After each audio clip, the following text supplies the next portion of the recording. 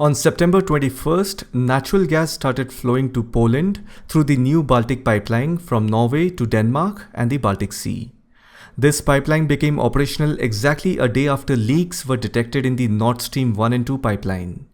Now this cannot be a coincidence, and I'm not at all surprised, and I've also mentioned in my previous video in a very detailed manner as to who all can possibly sabotage the Nord Stream pipelines. This was United States and Poland's strategy to get away from Russian dependency. This pipeline is known as the Baltic Pipe project. It connects Poland to Denmark. From Denmark, the pipeline connects to the Europipe 2, which is a pipeline in the North Sea. Europipe 2 is a natural gas pipeline which is quite old, and it connects from Norway to Germany. This new Baltic pipeline will transport natural gas from North Sea to Poland via Denmark at about 10 billion cubic meters a year.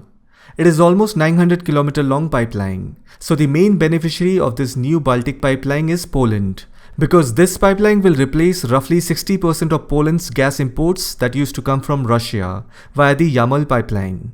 So look at the timing of this new pipeline's commissioning.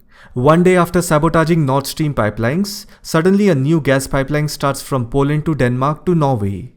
In fact, the whole Western media blamed Russia for sabotaging its own gas pipelines, which did not make sense. In fact, the US CIA had warned Germany in advance about a possible attack on Nord Stream gas pipelines. All these information are enough to understand that it was United States as well as Poland who destroyed the Nord Stream 1 and 2 pipeline. And for those of you who still thinks that the Nord Stream pipelines must have burst because of earthquake or underwater landslide, then you also must think why it did not cause any damage to the new Baltic pipeline. Even this pipeline passes near to the island of Bornholm.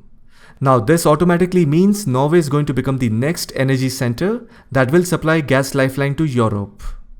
In fact, the Prime Minister of Norway has also given a hint that the Scandinavian nation, which is a staunch NATO ally and a European Free Trade Association member, might supply gas at a discounted price to energy-starved European nations. If you remember, Norway always projects itself as a vulnerable country to the impacts of climate change. But this country has made bucket loads of cash because of soaring fossil fuel prices. By the end of this year, Norway expects a revenue of around 93 billion euros from exporting oil and gas. More than 90% of Norwegian gas heads to the European Union and Britain each year. So countries like UK, Norway, Canada, they always project themselves as climate victims, but in reality, they are climate hypocrites.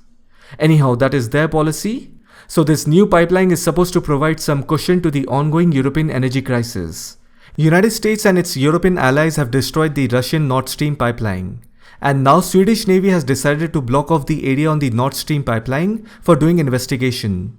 They will create a nice cover-up story. In the coming days, we will get to hear a nice made-up story with full scientific backing. And that's it. The news will become old. Everyone will move on to the next issue.